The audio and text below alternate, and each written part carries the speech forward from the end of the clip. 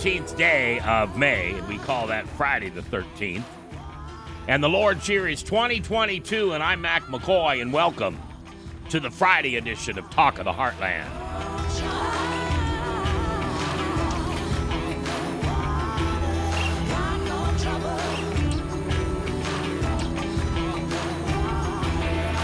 Good afternoon. It is AM 660. In Lincoln, it's FM 106.7. But most importantly, it's all around the world at kcro.com. So no matter where you are or where you live or what you have to listen to us, if you have the internet, you're in like Flynn. You can go to kcro.com. You can go to your Play Store on either Apple or Android and look for KCRO. You can go to Alexa and say, "Hey, Alexa, play me KCRO." Google next, same thing. And, of course, all around the world, anywhere in the world, hello, Moses, over there in India. Moses listens every day from India. What a neat guy. That's his real name. I don't think it's, the Moses, but it's Moses. And wherever you're at, thank you for listening. We appreciate you stopping by. My guest today is Craig Feinstead. Maybe it's Finstead. He got caught up in traffic. Apparently, it's a little rough out there, so he's going to be here. And when he gets here, he determined the topic for the day. And I love that because I think that every time... Oh, here he is. So you got out of traffic all right? No, over here. Sorry. It was slow going out there today. What was going on? Just cars, like all over the place. I live at 173rd and Harrison. It took me 40 minutes to get here. Well, I got you some water there. I got the water. I'm all cooled down. Lean back. Take it easy. Take a big, deep breath. And for heaven's sakes, don't complain. No, I was actually enjoying the ride. Were you? And Okay. I appreciated your grace. I sent you the message, and Oh, yeah. Well, I said just chill out. You'll be fine. there's no reason to, get a speeding ticket or anything like that. I got stuff to do before we get started. There's no anyway. way I could have got a speed. There was no place I could have gone fast enough. But maybe you could have gone too slow on the interstate. Is that what you're saying? Something like that. All right. Well, so many times after a pastor has been on for the first time, and this is Greg's second or third? Second time. I always say when you come back, you can determine what the topic is. Perhaps it's something you are going through personally. Perhaps you're going to share the times and troubles of someone in your life. Perhaps you're going to share your testimony, or maybe it's just what you're preaching on Sunday. And when I reached out to Greg and asked him what he wanted to talk about today, he wrote me a nice little, I'm going to read this, I think. And then if you've got something to say, you can obviously say it. Where is that? All right, so this is what he wrote, and I give him all the credit. Oh, that's not what you wrote. Where are you? Hold on. Do. That's the right picture up there. Huh? That's the right picture, I think. Yeah, but I didn't put your whole writing there, so. Oh, I had to comment like deep buried in there, yeah. Yeah, so that's what I want to find, because it was done well. All right, so basically, I guess I'm going to have you tell me. Yeah. You are trying to quit complaining. Yeah, back in April, I just, I'm a pastor of a church. I mean, we're not immune from anything, but I just found myself complaining all the time. I was complaining about gas prices.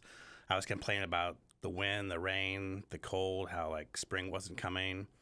And it was seriously, I got to a place of reflection. It was taking a toll on me. I don't think I was a great witness. I think people around me were probably frustrated. I was also finding, too, that, when I would complain, then others would start to complain. So I said at the end of April, I'm done. Cold turkey, I'm done complaining, at least verbally. And May 1st, I have done my absolute best to stop complaining. Now, were you a complainer before that? Not really. I'm usually pretty patient and pretty tolerant, but I went through, a busy season of the church. We raised, money last fall for a building expansion. We've had a number of funerals. I've had some staff that have been on leave, maternity leave, personal leave. It was a lot of things, and I think it took me to a dark place. And complaining was not helping the cause at all. It was hurting things. So would a psychologist say, well, Pastor Greg, you're just going through a downtime in life? Yeah. But it had never happened before? No, I've complained. I mean, everybody complains. I've never been a chronic complainer. What made you realize this? Because what I'm trying to get a grasp on, obviously I internalize it and say, gee, am I a complainer? I mean, do the people that I am with in my life, would they say, all right, I heard the show. I have to admit you're a complainer. But I don't know what that's like. I mean, if the traffic's slow, I admit it. I'm talking to people and they can't hear me. I don't ever do any, finger gyrations or anything like that anymore. But I'll come on, let's go. Come on. How green does the light need to be? Yeah. What's the old saying? It's not going to get greener even if you water it. That's right. That's right. No, I hike every Saturday morning with a friend of mine. He was out of town. So I was out at Platte River State Park. I was by myself. And I just, all of a sudden, God gave me this gratitude, this abundance, this contentment. And I had looked back on like the few previous months and I was complaining about people. I was just complaining about things well beyond my control that I couldn't change. And it was really during that couple-hour hike that God convicted me. Like, the complaining season has got to be done. And the season of abundance, the season of gratitude, the season of encouragement, like, that needs to start. Well, I'm going to find your thing here because I want to read it because you did a good job reading. Yeah, we'll find it during the break. Get it out there. Yeah, we'll get it out there during the break. Are we taking breaks? Oh, yeah. Or just going straight through? No, do you need to go potty or something? No, I'm fine. Okay. Yeah, no, we have to take breaks. I was trying to be funny. No, well, you were. You were hilarious. Can't you see I'm just over here dying of laughter? Yeah. But you have a very dry sense of humor, and I like that. Yeah, Bob Newhart once told me I have a dry sense of humor, so I have a very dry sense of humor. He really did? No, it's a joke, too. Oh, okay. That's a joke, too. All right, so we're going to take our first break, and we're going to look up this writing that Craig did because it really was well written. And then we're going to talk today about how to stop complaining. Now, I want to make this stretch out a little bit because what we're really doing, and maybe this isn't what you found, but what I found when I start feeling the way you do, it's because I'm having conversations with myself. And I'm allowing Satan to whisper things in my ear that are not true, but he's got my goat going now. Yeah. And I actually one day had God say to me, hey, cut it out. Yep. We only got 24 hours in a day. We got a lot of stuff to take care of here. Exactly. So just quit complaining and quit talking to people that are only in your head. And I don't know why I heard that, and I took it as seriously as I did, but I thought, wow, that's really true. Yep. So that's what we're going to talk about today. As you're driving down the road today, you may have the radio on, but you're thinking about something else. You may be out on the lawnmower listening to the radio, but you're thinking about something else. So many times, now I don't know if this happens to everybody, but it happens to me. Somebody that I'm in the car with or having a conversation with or going someplace, they'll say, hey, are you listening to me? And the truth is I'm not. I've got this own thing going on in my head. And the specific thing I want to stress today is you're taking time away from the things you could be sharing with God, the gratitudes, the things that you would like him to do for other people in your life. Plus, and I hate to say this, but, I'm first in line here. I resemble this remark. That devil gets in my head and starts telling me stories about other people and other things and what people are saying and doing and not doing. And before you know it, I got steam coming out of my ears, and he's just laughing. And God's over there going, hey, son, I'm over here. Let's spend some time together. Mm. So that's the topic today. Yeah. It's a Friday edition of Talk of the Heartland. And I really appreciate you taking the time to be with us today. I'm Mac McKoy, and this is the Heartland's Christian Voice.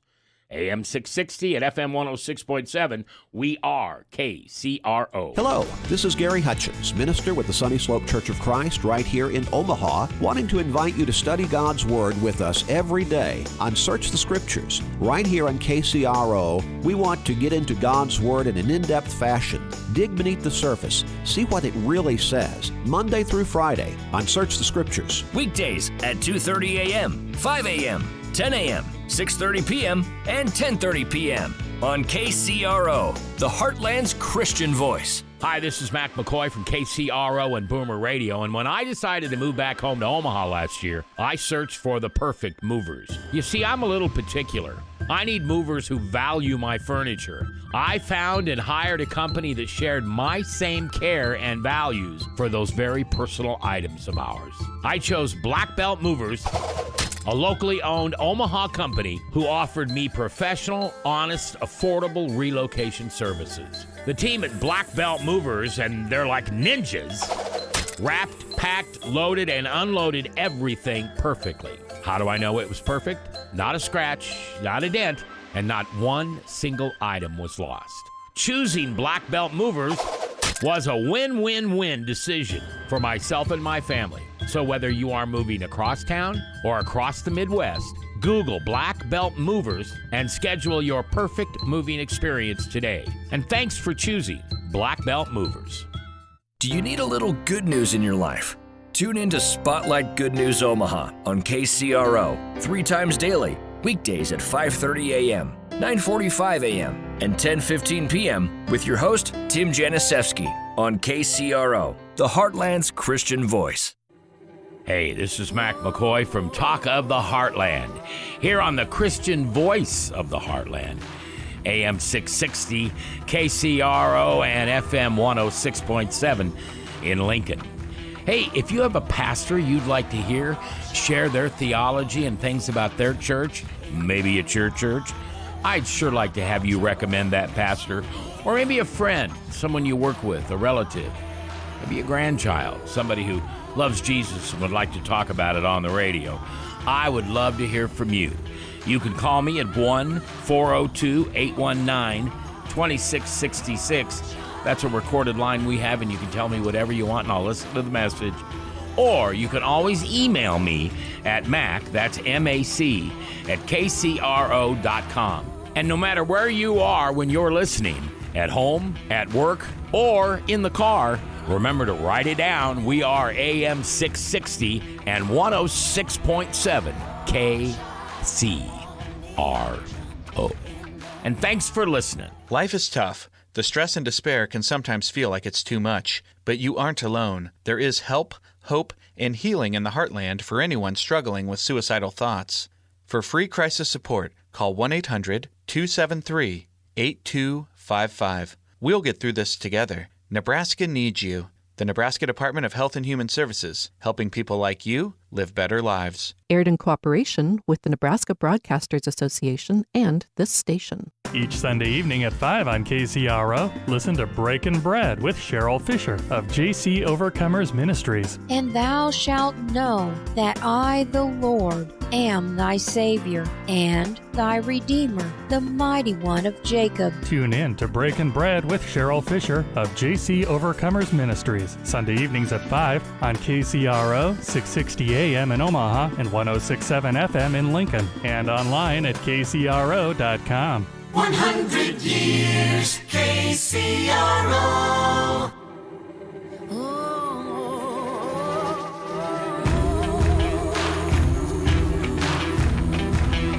So are you superstitious?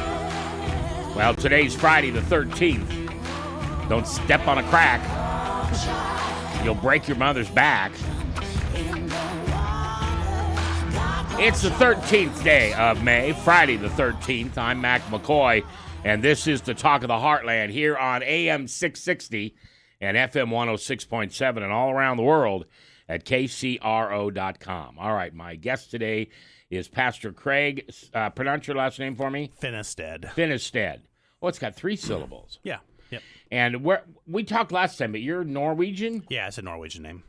And was it your grandparents that actually came over here? Yeah, Grandpa came over in 1931. There's a town in Norway called Finnestad. Okay. It's in the way southwest corner, like Bergen, Stavanger area.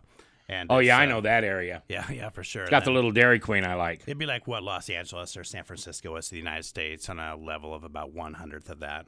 Yeah. But you always get the impression that people from Norway or anywhere over there are nicer people.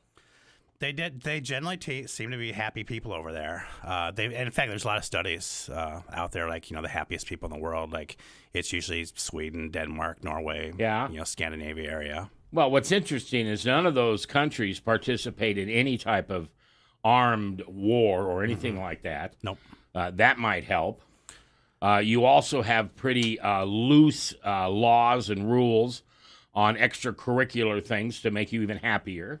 Yeah, they're outside a lot, too. So it's amazing if you go to Oslo or Copenhagen or Stockholm, you'll see leaders of countries, like, riding their bike to work. Oh, wow. You'd never see that here, obviously.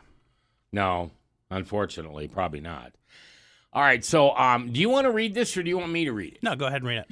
All right, so this was posted yesterday at 2:52 p.m. on Craig's personal site, as well as the church. Well, no, I guess this is your personal site. Yeah. And it's called, his church is the Water's Edge, and they're in Gretna, and they meet at 9 o'clock and 10:30 on Sundays.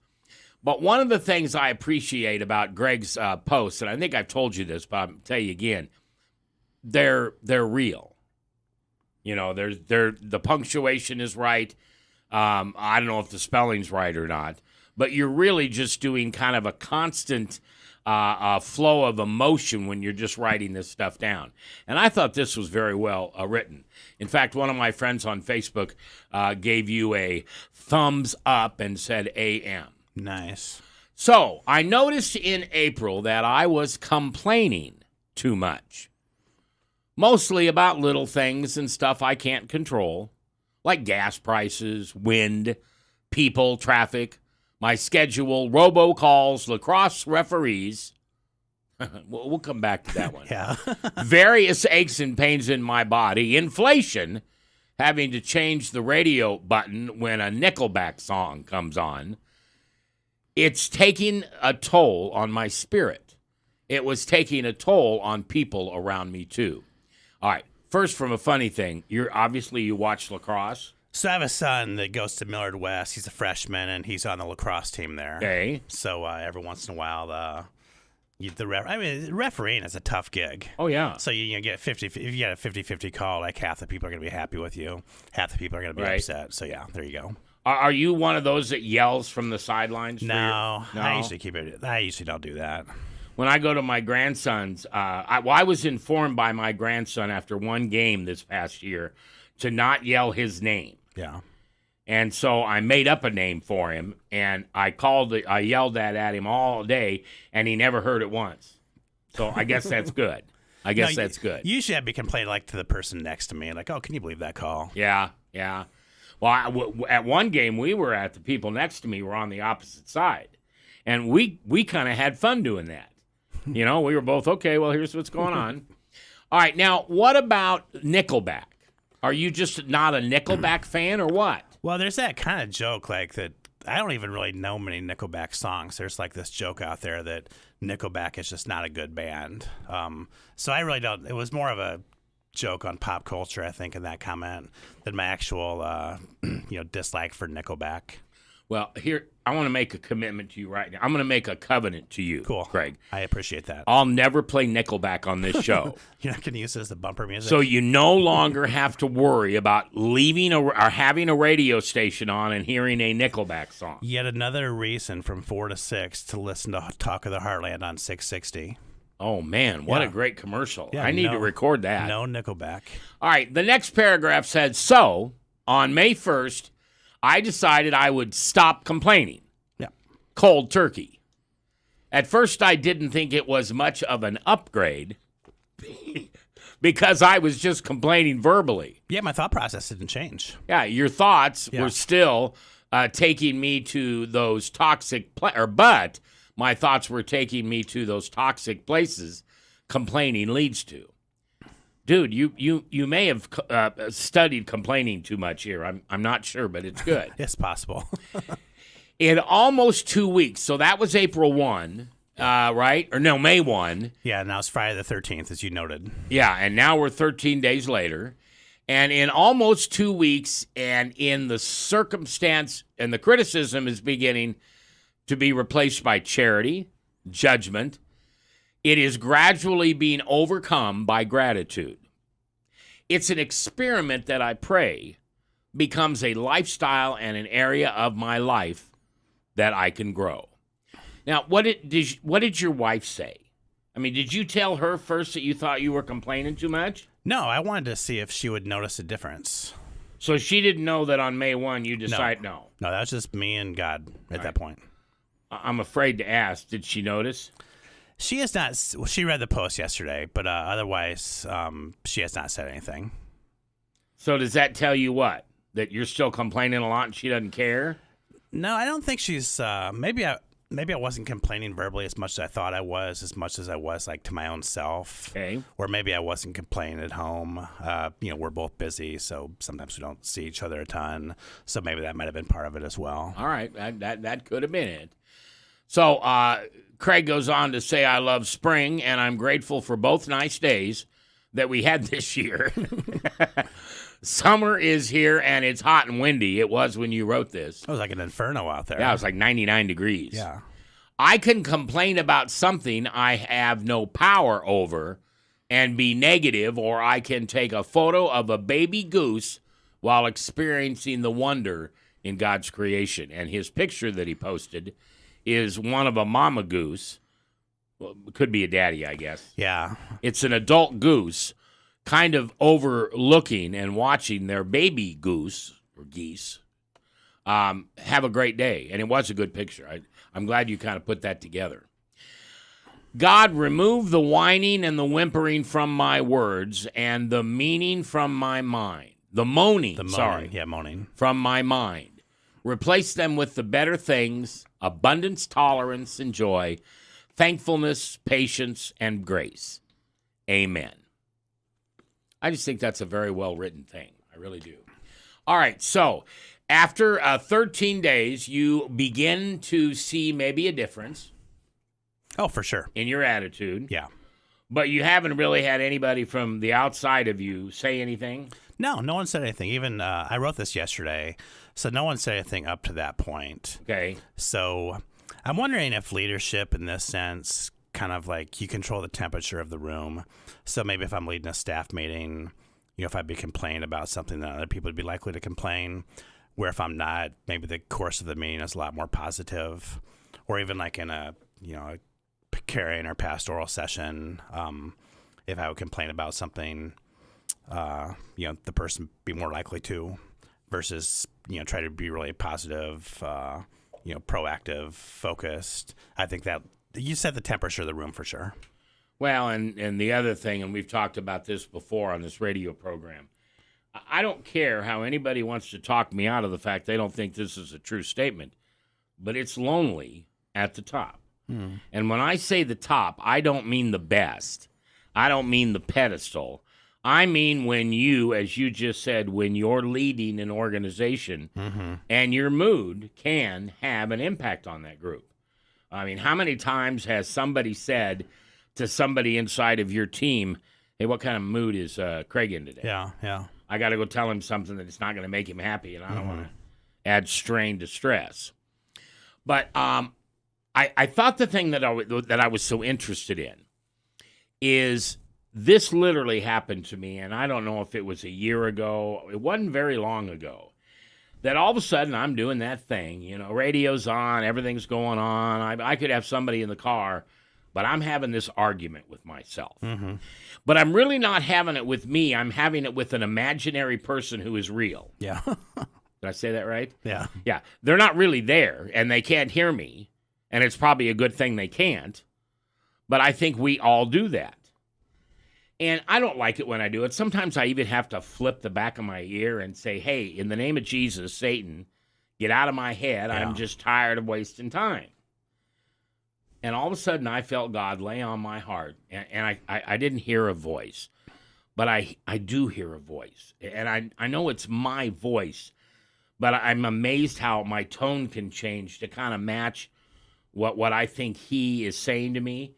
And all of a sudden, he said, "What are you doing? You're wasting your time on this kind of stuff when you could be spending time with me." Yeah. And as you said in one of those things, make a gratitude list. Yeah. I have in my pocket, and I'm glad to show it to you, a gratitude list. And it's typed up on both sides, and then it's laminated.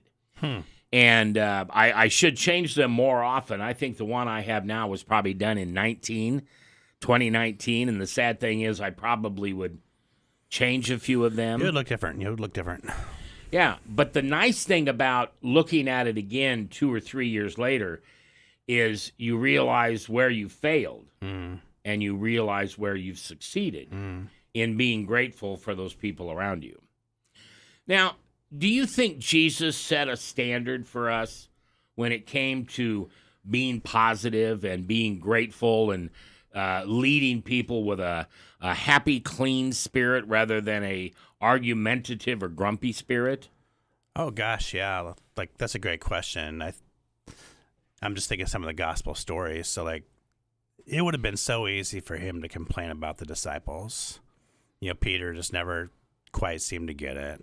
James and John, you know, they argued which one was the best. And yeah, the Thunder Brothers. And Jesus, like he never complained about me. He was always encouraging them, giving them second chances, teaching them, modeling for them grace. You know, never once in the Gospels, even like I think prolifically at the end of his life. Yeah, I think the closest he ever came is probably when he said, you know, Father, take this cup of suffering from me, but if not, like your will be done. Yeah. And he never complained when he, you know, marched up the hill to his death. Even then, he kept forgiving. Like the creation, in this sense, turned on the Creator, and he never once complained. Well, and can I take a time out on that for you? Because I also appreciate the times when he was cranky. Mm-hmm. Because the first 50 years of my life, not knowing who he was, I mean, I knew who he was, but I didn't study him. I didn't read the letters in red. Heck, I didn't even open the book. And I grew up thinking that Jesus was this white guy with a blondish hair, walking around in a perfectly clean white robe and a peace sign, blue eyes, always smiling. And I remember when we studied John I studied John for the first time, and I read John 8. And then I went back and read John 8 in the tone that I thought Jesus had. Because, and I think most people know this who follow Jesus, that term he used, brood of vipers, take the worst thing you could call somebody in 2022, and that's what that was. And then the Pharisees turned around and accused him of his father being Satan. Boy, wow. Yeah, there's a time he turned over the tables in the temple when they were, you know, selling goods outside. Even then, I don't think that's complaining, though. I think it was direct communication. He was challenging the people. I think complaining would have been, you know, going outside all mad, talking to his buddy, saying, gosh, can you believe those guys are, you know, selling this stuff in there? Where he looked them in the eye and he said, this is my Father's house. This is a house of prayer. Was Jesus the only one that ever referred to the Father as his Father or my Father? As far as I know, yes. That had to really make the Jews mad. I think so too, yeah. You know, my Father, my Father, my Father. He does say in the Lord's Prayer, and it's in Luke and Matthew both, you know, when they ask him how to pray, he says, Our Father. Our Father. But he's showing them how to pray, but he does say Our Father in that sense. And that brings us to the point that when we are in this kind of mood in which we're talking to ourselves and we're being negative and we're complaining, do we change the way we speak to God? And I do. I can't help but having a frustrated voice when I'm asking for God to give me peace or some courage or some patience or whatever it is. And you remember Jesus in the boat got mad because they were all sleeping. Yeah. And then it was, wasn't it in the Garden of Gethsemane, the same thing? Everybody was sleeping, and he came back and he said, can't you people Yeah. stay awake. Peter was supposed to stay awake there, yeah. Oh, was it Peter again? I think so, yeah. We could always say that Peter kind of petered out. That's funny. He just didn't do it right. And yet, look what he was given. I mean, is he really the first pope, or is that just a legend? No, church history would show he's the first pope. And, Peter was a person who did fail many times, and Jesus is a person then who forgave many times. And when Jesus asked Peter to be the preacher in Acts 2, who better to speak about grace than one who's received it? Yeah. Pastor Craig Finistad is with me today. His church is Water's Edge in Gretna, and it's on Sunday mornings at 9 and 10:30. Both kind of the same kind of services. Exactly the same. Are they contemporary? Yeah, we have a band. We sing a hymn usually most weeks. Yeah. We don't have like the smoke, and it's not a dark room. Good. It's we're pretty.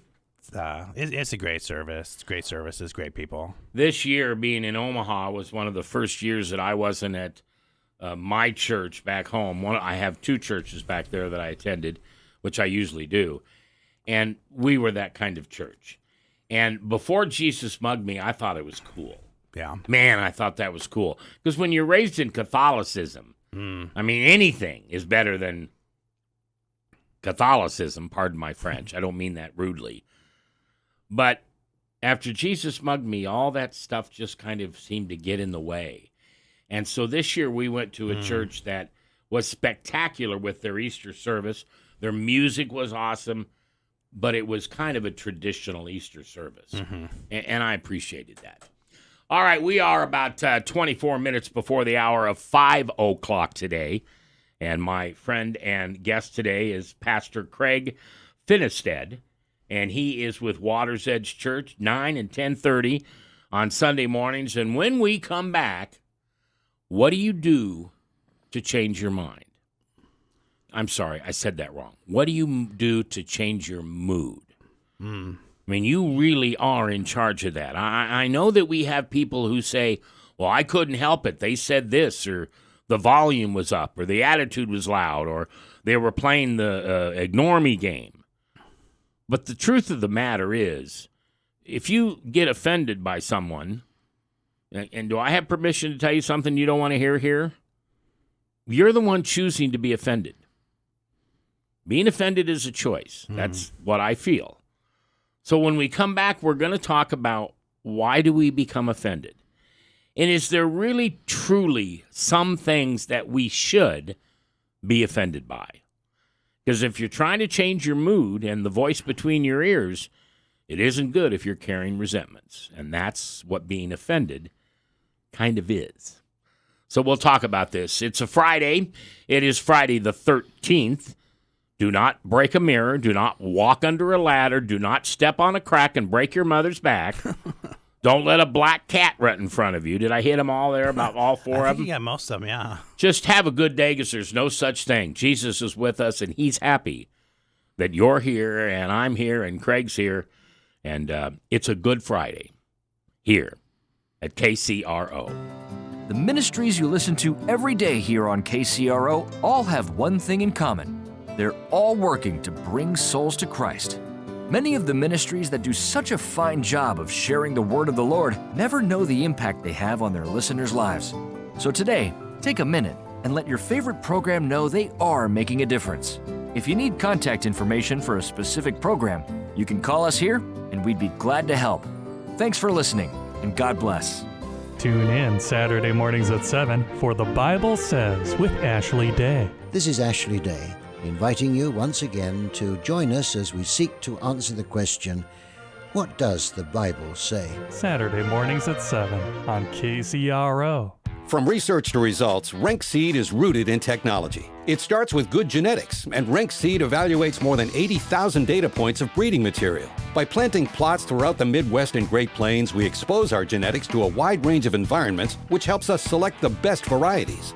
We then utilize the latest technologies, including robotics and color sorters, to ensure the highest germination and the best quality of seed, tirelessly striving to better serve our customers. Rank Seed. Results since 1846. Sweet hour of prayer.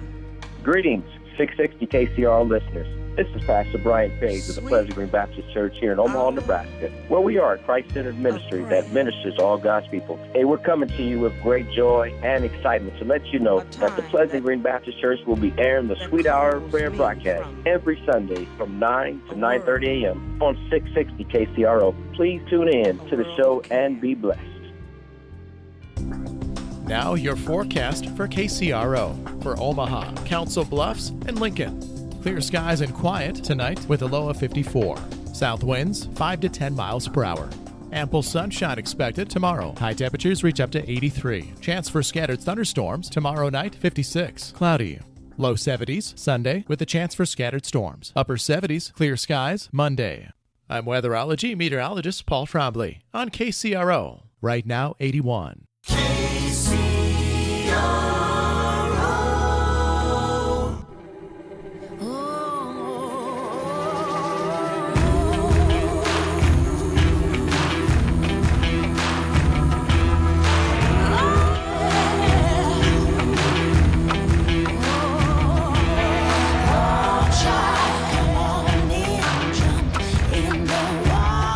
It's the 13th day of May in the Lord's year 2022. I'm Mac McKoy, and this is the Talk of the Heartland. Here on AM 660, FM 106.7, Alexa, on your smartphone, on your computer, tablet, or PC, at kcro.com, and all around the world, it's the same address, KCRO. And if you have trouble remembering call letters, the 4 letters, you're not alone. My boss was so kind and patient to me because I would mess those call letters up just over and over and over. And finally, somebody told me to remember this. First of all, we're on that side of the Mississippi, so it's a K. And then CRO is Christian Radio Omaha. Oh, got it. That's cool. So that's how I remember that. But we do appreciate you listening. I hope you have a wonderful weekend plan. The weather is really going to be a lot better. We'll be down to about 56 tonight, but the rain is done, at least for now. Sunny and a high about 84 tomorrow. Sunday, maybe some thunder boomers breaking up the sky, but for the most part, sunny and a high about 74. So let's talk about what turns our stomachs sour that ends up making us be complainers or whiners. And most of the time, I think, you tell me what you think, but I feel it's what we do to ourselves, what we allow other people to do to us, and maybe I should have said first of all, that we really don't walk that very close relationship-based trust with Jesus at our hand all the time. If the Holy Spirit abides in you, which I think it abides in me, I'm pretty sure it does, that helps me sometimes because the Bible teaches us just to say it in Jesus' name. In the name of Jesus, get out of my head, Satan. I'm tired of you talking to me. I'm tired of you winding me down. I'm tired of you blaming me for everything. I'm tired of you getting me upset over things that I shouldn't be upset over. So in the name of Jesus, get out of my head. You're not welcome here. Go. And the Bible does say that's how we get rid of those things. And I think it works for me. And maybe it's just a psychological thing that I'm going to Jesus, I'm asking him to take over for the devil, and then I somehow have this willpower to remove that voice in my own head. But I don't care how it works, it works. But as you're going through, we talked about it earlier, on April 1, during the month of April, you found yourself complaining about a lot of things. And by the way, I think that's awesome that you could realize that. I don't know if I'd realize that. I'd have to have a daughter or a sister or a mom or dad or somebody say to me, hey, you big whiner, all you do is nag, nag, nag. Why don't you just be happy about stuff? But one of the things that I thoroughly believe in, and I want to get your opinion on this, is I really believe that being offended is a choice.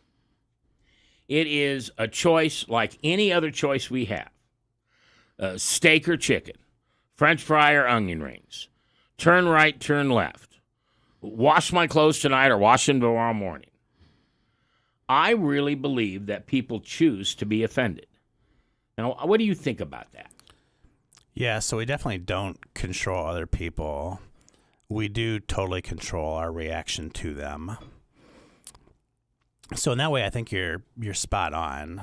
I'm trying to think like when Jesus was offended, how he would have reacted. But he was offended. You were just saying it, turning the tables over in the temple. Yeah, and I think that was love. It was love in a tough way, and it was love in a way that he typically didn't react. But for sure, that incited anger within him. So that anger can be manifested in two ways. Like there can be a healthy response to anger. Like let's say I go out to the parking lot after the show's done, and I see like a little kid being bullied by some bigger kids. Like that would incite anger, and I could go over there and say, hey, like this is done. Like leave this kid alone. Be on your way. So in that sense, anger has a very positive function. But that anger can also have a very negative function. So I'm at 144th and Pacific Street. Yeah. And like I haven't moved for 10 minutes. In that case, anger is not going to do a darn thing. Right. It's going to frustrate me. It's going to frustrate the people I'm interacting with. It may frustrate the drivers around me. So I think one of the things that Jesus did is he got offended in the right way. And he didn't let those little nuances offend him. He made the choice, to let some of that stuff go. Yes, he did. My guest is Craig Finistad, and his church is Water's Edge out in Grenada. Grenada. It sounds like a place I want to be, Grenada. Yeah. Sounds like there's a beach involved there. 9 a.m. on Sundays as well as 10:30 a.m. on Sundays. I always say that, so let me go back. I remember in broadcasting school when I was at the University of Nebraska, and I don't remember the guy's name. All I do remember is he made me leave his class because he said, if you don't leave, I'm going to flunk you. And there's somebody else that can take this class. He said it nicely to me privately, but he said, there's somebody else that can teach it, so I'm going to let you transfer over there. I've talked to the professor, da-da-da-da-da. But one of the things he taught that I thought was interesting and I've always remembered is if you are in a discussion of journalism, now I don't know if he meant it also outside of journalism, but if you and I are having a conversation and I know I'm losing and I don't want to lose, I got to get control of the conversation again. He taught us to simply say, hey, I'm offended that you said that. Oh, wow. I can't believe you said that. What the heck are you doing?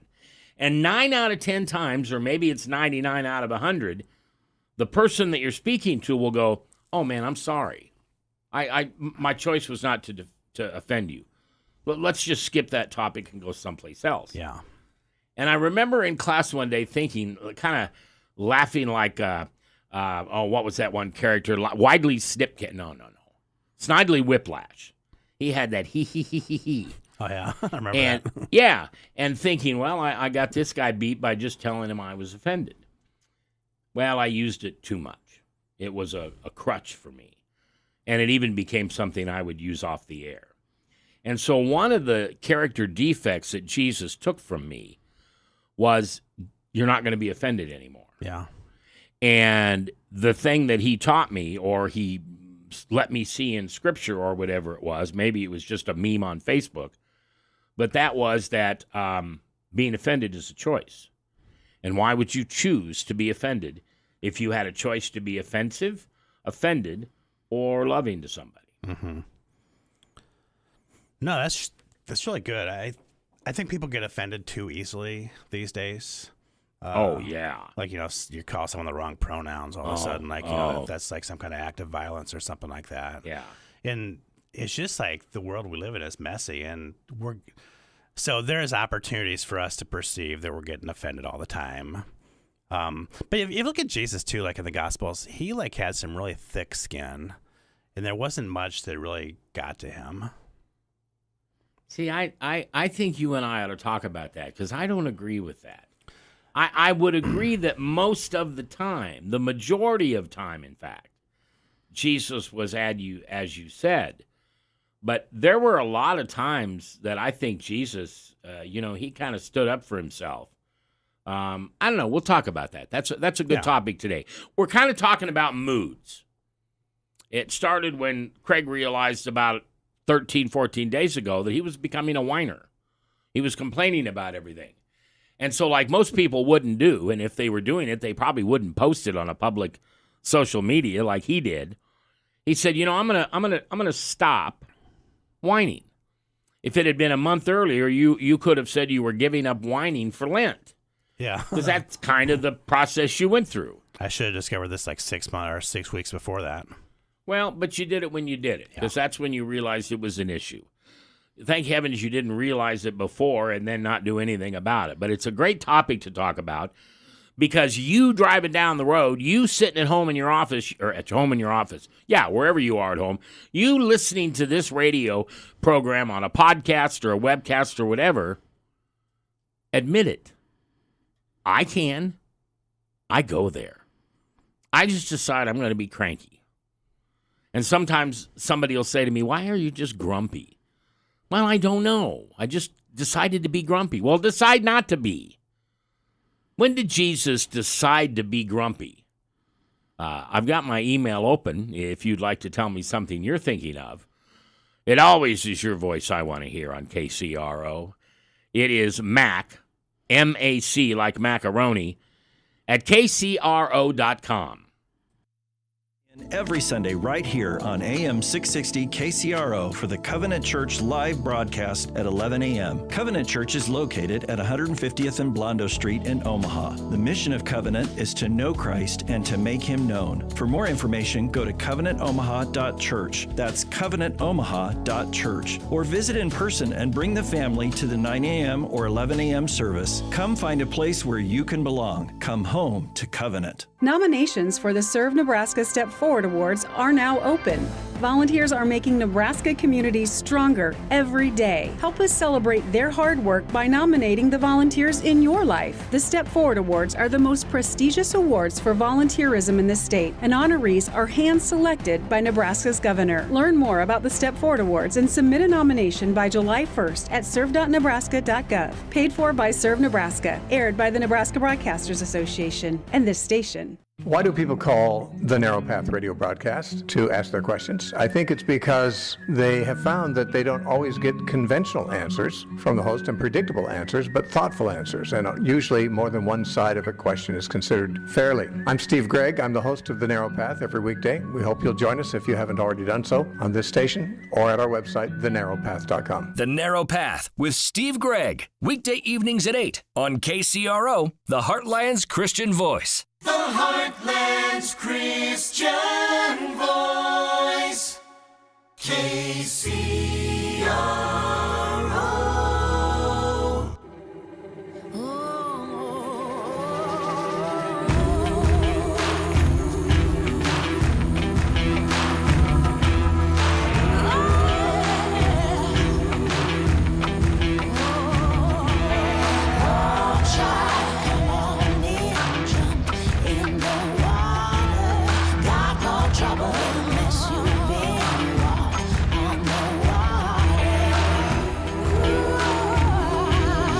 Good afternoon. It's the 13th day of May in the Lord's year 2022.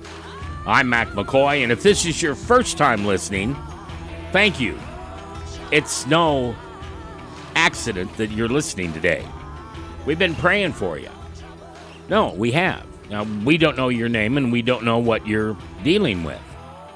But at some point right before we turn on these microphones, I say, Lord, your words through me. And if you bring somebody to this radio program, this webcast, this online broadcast, and there's something that somebody needs to hear, just use me and say it. You know, it'll probably be one of those things that Craig and I'll say, where'd that come from? Yeah. How come I said that? Well, we said it because we surrender ourselves to Christ and we allow him to use us. There's really no barrier he has to break down with a lot of people who serve Christ in that manner. And maybe you do it too. It's a wonderful gift from God. I have no gift. Craig probably does. But I have no gift that way. But I do know that every once in a while I'll look at somebody and say, where did that come from? And I think that is the Holy Spirit speaking through us. And I know you've been praying for something of late. Might be an itty-bitty prayer. Might be the big one. The big one. And God will somehow speak through us and give you an answer. It is one of my favorite emails that I can get. Oh, no, I tell you all the time that I like it when you tell me what we do wrong here. I do. I need to hear that. But every once in a while, somebody will write me a letter and how the Holy Spirit or God or Jesus or whoever they are with said something to them through this program. And it was an answer to prayers. And I couldn't ask for anything more than for you to be blessed by something that was heard here on this station. So thanks for listening. We are praying for you, and it's no accident you're here, and thank you very much. All right, it's coming up on the top of the hour. We'll have Fox News updating us in the middle of Fox News. And when we come back, I want to talk to you a little bit about how you handle some societal things from the pulpit. And if that is something that you choose to do on your own, are you encouraged by your congregation when you do it? Does somebody in the congregation come up and say, I don't think you should say that. I don't come to church for that. But I want to talk to that. I want to talk about that. I think that's a subject I'm always interested in. You know, why aren't you all over this topic on this coming Sunday? Because it's the thing that's on everybody's mind. Or is that just following the culture and moving away from what Jesus wants us to say? So we'll talk about that when we come back. It is almost 5 o'clock. And this is the Talk of the Heartland here on AM 660, FM 106.7, and all around the world at KCRO.com. The Heartland's Christian Voice, KCRO Omaha, K294 DJ Lincoln, regionally on 660 AM and in Lincoln on 106.7 FM, streaming on KCRO.com. Alexa, tune in, the KCRO app, and devices that haven't even been invented yet. Fox News, I'm Karen McHugh. Amid rising crime rates across the nation, President Biden today urging cities, counties, and states to tap into his $350 billion American Rescue Plan. We actually know it works. We all agreed, as I've said from the outset, that the answer is not to defund the police. The answer is to fund the police with the resources and training they need to protect our communities. The president also addressed the current nationwide shortage of baby formula. The FDA will begin loosening restrictions on importing baby formula from overseas. That, President Biden says, could mean getting significantly more formula on shelves in weeks or less. This is a process. We're working on it very, very hard. There's nothing more urgent we're working on. Fox's Jared Halpern reporting. America is listening to Fox News.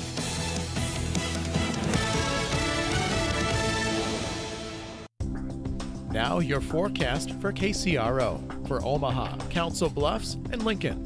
Clear skies and quiet tonight with a low of 54. South winds 5 to 10 miles per hour. Ample sunshine expected tomorrow. High temperatures reach up to 83. Chance for scattered thunderstorms tomorrow night, 56. Cloudy. Low 70s Sunday with a chance for scattered storms. Upper 70s, clear skies Monday. I'm weatherology meteorologist Paul Trombley on KCRO. Right now, 81. Everything Satan does is counterfeit. And just as the ministry of God, so you will watch and see Satan trying to do what God does so that he can get the worship that he desires. Join Dr. David Jeremiah for his series, Signs, next time on Turning Point. Turning Point, weekday mornings at 9 on KCRO, 660 AM in Omaha and 106.7 FM in Lincoln. Happy May! It's so great to see the grass, flowers, and trees. It's also great to have the peace of mind that comes with getting the best coverage at the best price on all your insurance needs from Vandervorst Insurance. For your peace of mind, give Greg and Cheryl a call at 330-7979. That's 330-7979. I've been saying it for years. Don't even need speed dial. 330-7979. And happy spring from Vandervorst Insurance. Success in action. How can you take your business or work to the next level? Listen to the Success in Action radio show with Jim Barger, Saturday afternoons at 12:30 on KCRO, the Heartland's Christian Voice. KCRO.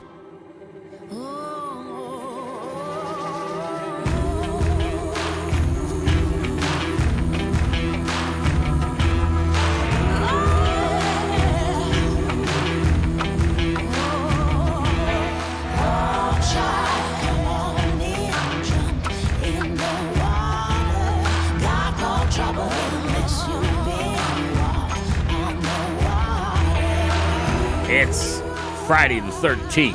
Whoa. Sorry, I'm just not superstitious. But it is that day, so don't let a cat run in front of you, especially if it's black. Don't walk under a ladder. Don't step on a crack and break your mother's back. Don't break a mirror, just all those things. So just to give us a real positive vibe today, I'm going to play one of Craig's favorite bands. Yeah, we're going to play a little Nickelback today for you. I'm through with standing in line to clubs I'll never get in. It's like the bottom of the ninth and I'm never gonna win this. Life hasn't turned out quite the way I want it to be. It's just one of those songs you don't like. I've never heard the song, but it's I like the lyrics. Like, yeah, I think it's speaking to people. Like, life's not turning out the way you want it to be. Yeah, I'm guessing he's relating to people here. This is called Rockstar. I've never heard it. A credit card that's got no limit and a big black chain with a bedroom in it. Gonna join the Mile High Club at 37,000 feet. The way this came up earlier when Craig first got here, the reason, well, I had Craig on the schedule long before today. I usually do. And but in the case of people who have pastors who have been on before and we've gone through the pastor's questions, I always let them say, hey, what do you want to talk about today? What are you preaching about? What do you think's on people's minds? Is God pushing you or edging you closer to wanting to talk about something that, well, quite frankly, maybe it's not something you can do from the pedestal. It may not be something you can do from the pulpit. It may not be something that would be acceptable to your congregation. So let's talk about it. Well, that wasn't the case with what you came up because you were actually very public about this. But in the month of April or in the past few months, you found yourself complaining a lot. And I just can't imagine that out of you. Now, I haven't spent a lot of time outside the studio with you, but you seem so easygoing. Is that just a front? Are you really just a crazy man underneath? Are you, what's his name from Friday the 13th? Michael or whatever his name is? Freddy, yeah. That's right. Freddy Krueger. Freddy Krueger. No, I'm pretty laid back, but I think, like I said, I was just finding myself in this place where I was complaining, and whether I was verbalizing it or interior. I was thinking of that scripture from Philippians. Here's Paul, and Paul was a little bit of a complainer. Was he really? Oh, he got some. There was some complaining. He was complaining to God, like, I got this affliction, like, he's praying 3 times, like, take this away from me. Yeah. And he does go to like some pity parties sometimes. I used to be all this, and I've given up everything. Oh yeah, okay, you're right. Yeah, I sense some of that with him, but he kind of turns it around by the end of the chapter. No, totally, and he's thankful. Yeah, in Philippians 2:14, it's like, do everything without complaining or arguing so that no one can criticize you. I love that verse. I absolutely love it. And did that help you this last 13 days? So I'm not like a total recovered complainer at this point. Recovered. It's a gradual process. And I would say, like, if we looked at like a scale of 1 to 100, I might have been like about a 50, and maybe I'm down like about a 35 now or so. But I think about that a lot. Like, do everything. He says everything. So, like, do the tough stuff without complaining. Do the stuff no one else wants to do without complaining and he says arguing as well. Yeah, he does. So it's interesting. It's complaining and arguing. So then the reason, though, is so that no one can criticize you. So think about maybe like even our witnesses, followers of Jesus, if we're complaining and arguing like everybody else. Yeah. Paul's saying, like, this does not help your witness, so don't do these things. That it's funny you should say that, because you just kind of nailed something on the head for me. When I complain, I somehow think I'm entitled to complain. Exactly. That somehow what I'm going to tell you, no matter who you are, I somehow have earned the right to tell you that, and you have no right to make me happy and want me to stop complaining. Yeah. Wow, that was good. Congratulations. I appreciate that. Oh, now I feel the way you're feeling. Okay, so here's what I want to do. This hour, or some of this hour, let's talk about some of the ways that we choose to complain or choose to be unhappy. And what causes us to choose that? And I think the first thing we have to face is, I'm sorry, if I'm talking about you right here, I don't mean to be offensive to you, but there are a lot of people out there that just decide they're offended because they want to manipulate the conversation. Now, if you don't agree with that, that's fine. That's just my opinion, and I don't know anything except what I know. But I just know sometimes that's what I do, and I think I see it in other people. Think of what this world would be like if people didn't choose to be offended. So let's talk about some of the things people get offended by. And then I also want to talk to you about the topic we were talking about earlier, about subjects from the pulpit. People like to be offended by words. And they're just words. I mean, even when I'm somewhere that is not necessarily a Christian environment, I still, to this day, when somebody takes the Lord's name in vain, they'll turn around and look at, oh, I'm sorry. I didn't mean that. And my line, or not my line, but my feelings are always, hey, you didn't offend me. Yeah. You better know that Jesus just heard that. You've probably seen me every once in a while on Facebook. I'll write on Facebook when somebody's crabbing all about Jesus and Christianity. I'll say, hey, just wanted you to know Jesus reads Facebook. And then I put that picture of him up that I've got a Facebook page of. I mean, Jesus has a Facebook page. I own it, but it's his. And we get offended. Here's the other thing. We can say something publicly, and it's okay. But if somebody else says it, we're offended by that. And I don't understand that. And a lot of that is just political. You know, there are racial slurs that people of the same color can say to each other. But if we use that language, I think that's called a hate speech. I think it's against the law. So how do we get around? What can we say to somebody who's just, they're cranky? Somebody pee-peed in their Cheerios. What do we say? Yeah, and one of the things that's interesting is how fast the barometer changes of what's acceptable and what's not acceptable. It's like words that we would have used back in the, say, 70s or something like that, or words like my grandparents would have used in the 50s or 60s.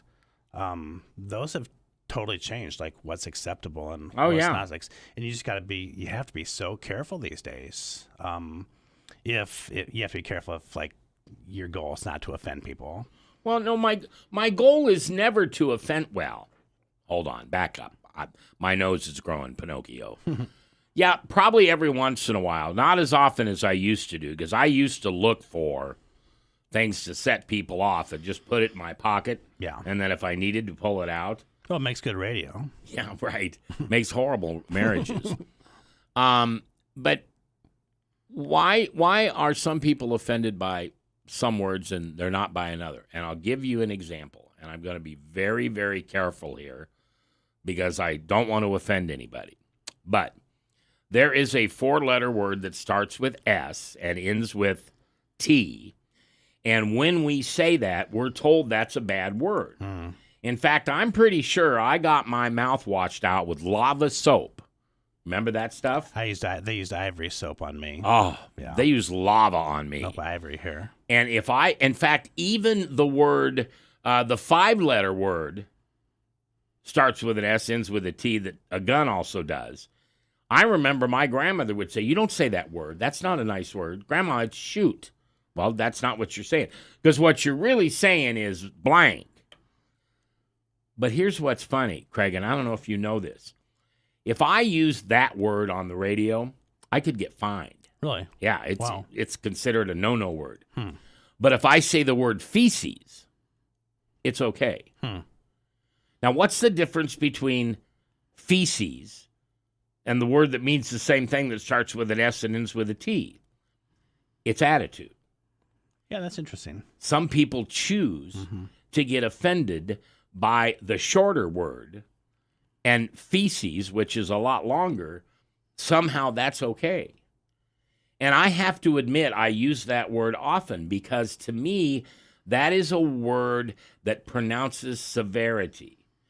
If I'm so, let me think about something here. All right, I'll give you an example. Bull, word that starts with S, ends with T. Mm-hmm. I'm not going to say that. I'm not even going to get close to it. Yeah. So I'm going to say bull feces. You know what it means. But why do some people get offended by the S word? I'm going to go someplace a little closer here. The four-letter word that people use that nobody likes, starts with an F, etc. Do you know where that term came from? I do not know. Do you think I should? I don't want to say the word. But anyway, it was a law that Henry VIII put in Really? England. Yeah. And it's an acronym for you having to get permission from the king to consummate. And they called it the F blank tax. Now, if I said that word on the radio, I'd be fine. It'd be horrible. Yep. But if I said consummated, or I said, what was the thing that Dawson always said? Darn it, I can't think now. It was on one of the Making Whoopee. Making Whoopee. Oh, yeah. The guy in Family Feud, Tony Yes. Dawson. Yep. Yeah. So if we say making Whoopee, we're fine. Mm-hmm. If we say the other word, it's not. Why? That's my question. And that's not a rhetorical question, Craig. Why do we get offended by some words and others that really mean the same thing are not offensive?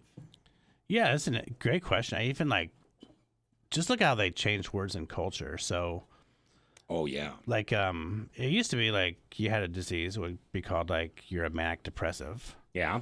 And now they call it bipolar disease. Mm-hmm. So they've taken like those two kind of negative words out and made it a little bit more medical. But it doesn't change it. I mean, you still have the exact same disease. Well, I'll give you an example. So I grew up in Beatrice. Yeah. And what a great place to live, by the way. I don't know if it still is, but back then it was like Mayberry. It was just a great town. But we had the Nebraska State Developmental Home down there. Mm-hmm. And this was the place that people who were mentally unacceptable, or you could say unfunctionable mentally in society. So they would go there and they would be taken care of. Well, when I grew up, that term was called retarded. Mm-hmm. Now, I would imagine some people use that as a bad word. Well, that guy's acting blow and blow. Well, you shouldn't tell somebody because of the way they act, you use the R word. But now you can't say it at all. If I call somebody that, they're offended by it. I wonder, and I just don't believe that comes from Jesus. Yeah, I wonder if it's like the spirit of the way we say the words as well. And it doesn't quite get to where we were, but he does say in Matthew 12, like the words you say will either acquit you, let you off the hook, open you up for grace, or they will condemn you. And I wonder too if there is like the tone, the meanings behind the word.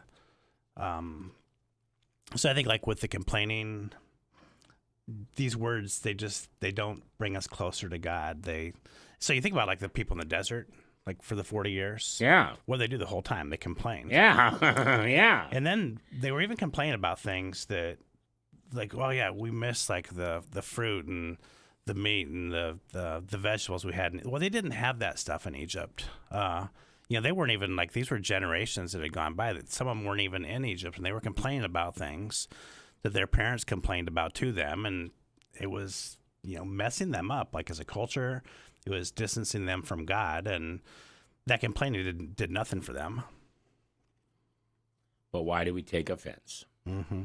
I remember it would have been about 82 or 83, when Michael Jackson, at the time, MTV had just come on the air. And if you remember, it came on the air with, what was that one that he did, that Thriller? Thriller, yep. That was the first video. Mm-hmm. Shortly after that, he wrote a song called Bad. And everything in that song that was good, he called bad. Mm. And I remember I was 20-something years old going, wait a minute. How can I look bad in those pants and that be good? But that's what happened. I think kids are still saying that today. Or maybe I even say it. I don't know. No, yeah, they still say it. Yeah, do they? Yeah. Man, you look bad in that. Mm-hmm. Or what? And just all kinds of terms. So why do you think then we get offended? You want to know the truth? Yeah. I think it's Satan. I'm sorry. I'm just a guy who really believes in spiritual warfare, and I think he whispers in somebody's ear. That's offensive. How dare that person say that to you? How could you let them say that to you? And so, bleh, that comes out of our mouth. I'm offended. Why did you say that? I don't like your tone. Why are you yelling? I'm not yelling. My voice is not a volume. Well, to some people, yelling's not a volume. It is contrite, and it is emphasized, and it is the way we say it. Yeah, so like in John 10:10, Jesus says, the thief comes to steal and to take away and destroy, and I come to give you life in abundance and fullness. And I think one of the things that Satan is doing there is dividing people because we do get offended. Mm-hmm. And that's something that takes away. That's something that steals. That's something that destroys. You destroy dreams. You destroy relationships. And the abundance then is like loving each other well. So when we're not offended, when we can speak like the truth in love, like that's grace, that's the abundance, and that's really cool stuff. I had a friend of mine in school, and he was really sharp, and his mom and dad were very influential in the neighborhood. And he all of a sudden would say to his mother, now this is not grade school, this is junior high school. He'd answer his mother when she asked him to do something by saying, woman. Mm-hmm. Woman. Yeah. And when his mother would give him heck for it, and he was kind of a smart aleck, he'd open up the Bible, where Mary had just asked Jesus to go take those buckets of water, jars, whatever they were, and turn them into wine. Yep. And Jesus' line back was, woman, it is not yet my time. And I don't know how you say that without saying it that way. I mean, I really don't think he said, oh, woman. I mean, if you're going to do that, you're going to say, mom. So all of a sudden then, calling someone woman with that attitude, especially if you were younger, was bad. Yeah, I imagine him speaking that with authority. Yeah. And not like, conversation, more like, woman. Like, yeah. Anyway, maybe we'll all get better at grace. I mean, isn't that the answer here? It's just grace. Every time somebody takes the Lord's name in vain, they don't get hit by lightning. They deserve it, some would say, but they don't, because God gives us grace. So why don't we give other people the grace that we expect from God when we say something wrong or a slip of the tongue?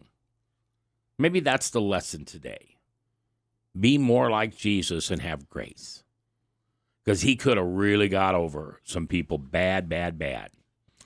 All right, when we come back, we're going to change subjects. There's about 5 big things going on in the country right now, and I don't want to talk politics.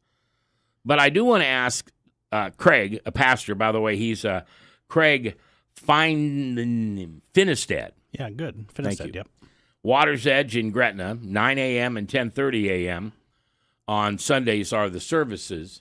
And I've got 5 things written down that are in everybody's mind right now.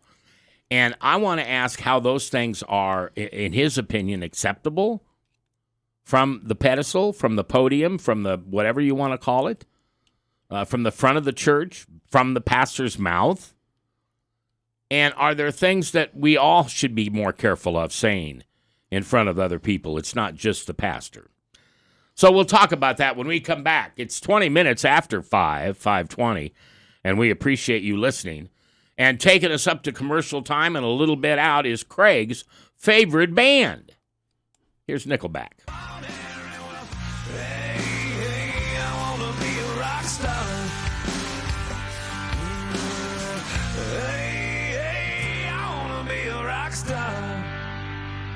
KCRO is seeking partners interested in sharing God's message to our listeners. We would welcome the opportunity to discuss the mission of your business, organization, or ministry and how it might fit into the KCRO lineup. For more information, go to kcro.com and contact Janelle. Truth University. I believe many of us long to experience a greater reality of God's presence and God's power. I believe many of us want to know Christ in a greater way. I believe our hearts all need to be revived, but so few voices are going to bring us to that place where we can see revival again in our land. Amen? Truth University with Pastor Aaron Trimble of West Point Family Worship Center. Saturdays at 4 p.m. and Sunday mornings at 8:30 on KCRO. David Brooks here, founder and president of Retire Smart. If something is worth doing, it's worth doing right, especially when it comes to your retirement. But how do you know whether you've done it right for your retirement? Life can be so unpredictable. You may wonder if you're truly ready. Well, you're not alone. That's why we've developed the Smart Checklist Challenge. Nearly everyone approaching retirement shares basically the same fears. Have you saved enough? Will the stock market downturn derail your retirement? Will tax increases affect your income? What if you need to go to a nursing home? Will your spouse's future be secure? Call for your complimentary SMART checklist at 402-369-7777. That's 402-369-7777.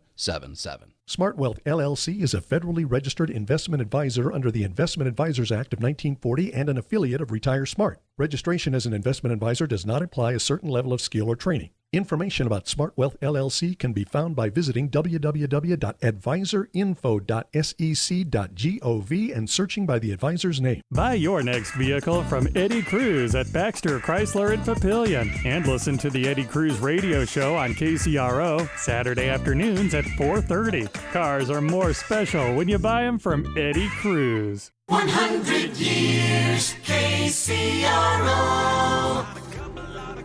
I can eat my meals for free. I'm gonna dress my ass with the latest fashion. Get a front door key to the Playboy Mansion. Gonna date a centerfold. Well, I didn't know that word was in there. I apologize. It's not illegal, but you didn't need to hear that. We're kind of making the point here, though, today by asking why certain words are offensive to some people. Now, was I offended by that? And I didn't do that on purpose. Was I offended when the guy said the ASS word? No. But I thought about listeners. And I knew that somebody, more than one, would maybe be offended by that. And Craig, you can verify I didn't do that on purpose. It's just rolling in front of me. No, we're totally on the fly here. And I was thinking the exact same thing, though. I'm like, ooh, I didn't know that. Yeah, I didn't know it said that. And I would never play a song that had a really bad word on it, and I'm not sure that's a bad word. But there's an example of what we're talking about. And I guess God just showed me how accidental someone can say or do something that can be offensive to someone. Gee, I kind of feel convicted. All right, so Craig, I got to get my piece of paper out. Finestead is here from Water's Edge. It's in Gretna. You're non-denominational? No, we're United Methodist. United Methodist. Yep. 9 a.m. and 10:30 are the services. So I don't want to talk politics, but here are 5 things that a lot of people are talking about right now. I would call it the water cooler talk. Baby formula. Mm-hmm. Ukraine. Yeah. Gas prices. Inflation. And I'm just going to add this one because I think this is always out there, and that is there's no Jesus allowed in the public. Everybody calls them public schools. Well, they're not public schools. They're government schools. And I don't mean to say that the way they're being run now. They've always been government schools. They've been government schools since the beginning of time because our taxes, which are charged to us by the government, take some of that money we give and they put up schools. Mm-hmm. Now, we had a certain way 100 years ago where some things would just never be taught in school and some things would. In fact, it's interesting because when you think about some of the programs that we grew up on, one of the ones I think about is Rifleman or the Waltons. They were always talking about, going to school and what they learned. In fact, the Waltons, I even think they had like a classroom scene every once in a while. Yeah, Little House on the Prairie for sure. Yeah. So why do we allow the government schools to decide that they can talk about this, but they can't talk about this? If they can talk about evolution, why can't we talk about God's creation? No, and we can talk about God's creation. We can talk about evolution. I personally am not a scientist, so my bandwidth of speaking on evolution would be very limited. I like your list, though. So let's take Ukraine. Okay. Oh, my gosh. So we know right there, war is evil. We know war is hell. It's been a long time since we've watched something this close up when we're not involved. Yeah, and what's been fascinating with this one, too, is when it started a couple months ago, it was dominating all the news all the time. Yep. There was nothing, and the war has not stopped. It hasn't diminished, but now it gets one segment with 3 or 4 of those other issues. The baby formulas. I mean, can you imagine being like a young mom and you stop feeding and all of a sudden, they're out of formula. You have no way to feed your kids. Right. And I think that would be really challenging not to complain, in that case. I heard, now what's her name? You know her name. She's on, who's the gal that cooks on TV and she has dog food? Anyway, it's one of those cooking shows, those lifestyle shows. She was telling folks how you can take pasteurized milk. Now, that's really thick and sugary, but you can add, believe it or not, powdered milk, mix them together, and then add water for flow. Really? And you've got about the same thing you would if you had nutritious formula. The challenge of that is, of course, as I look back on my early father days and then my early grandpa days and now my early great-grandpa days, kids can really be impacted by the littlest of change and the littlest of things. But how can we run out of formula? and I'm not trying to blame anybody because I don't want to be, I just think that's silly to blame the guy in the White House that we're out of formula. But what happened? I don't think this has ever happened in the history, has it? I can never remember. And you would think somewhere along the way, someone would realize that we're running out of formula. Well, or if you talk to any hospital or midwife or anything like that, sitting at home and doing nothing wasn't the only thing that was going on during COVID. There is an increase, a spike in babies being born. Well, if I was in the baby food business, even this may sound kind of crappy. Probably shouldn't have said that word. Even though, this sounds kind of rough. Hey, if I make baby food for a living and there's more babies coming on, I'm seeing green.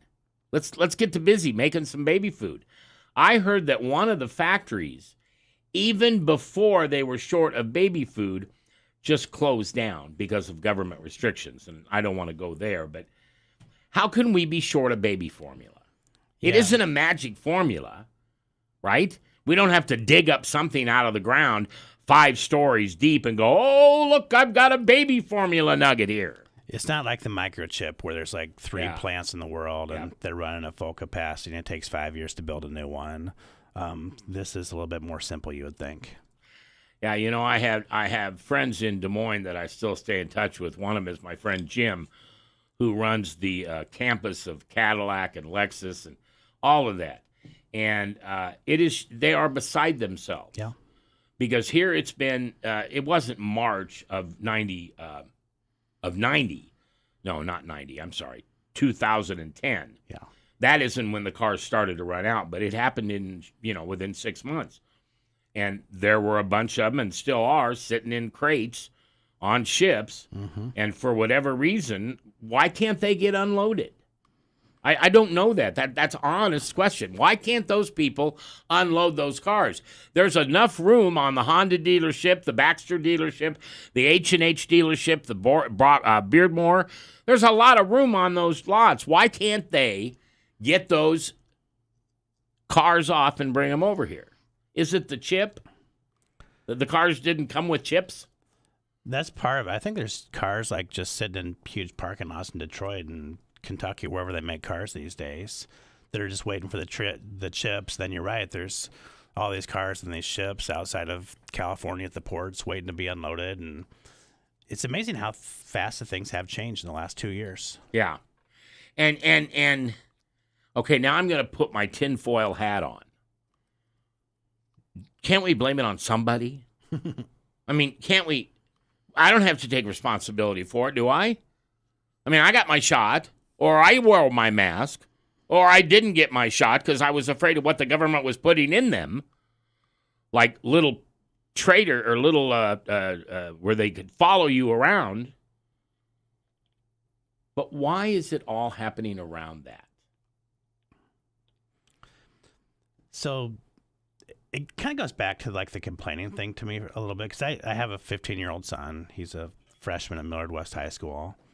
So he's going to turn 16 in December.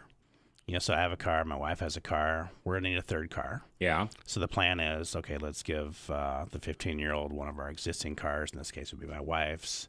And then we have to look for a different car for her, which is very problematic right now. If you can even get your hands on a new one, you're paying way over the MSRP. And the used ones are costing as much as new ones would have cost a year ago. And they're tough to find. And, so here I'm thinking to myself, that was one of the things I was complaining about. It's this is going to cost me a fortune. Oh, yeah. It's going to cost you $3,000-$4,000 more than it should. Where I'm thinking, okay, a better way to do this is, okay, we are going to figure this out. We all, work fairly close to where we live. Even if we have two cars, which I didn't have my first car until I was 20 years old. Yeah. So to kind of transform that from, okay, we live in this society of scarcity to we live in this world of abundance.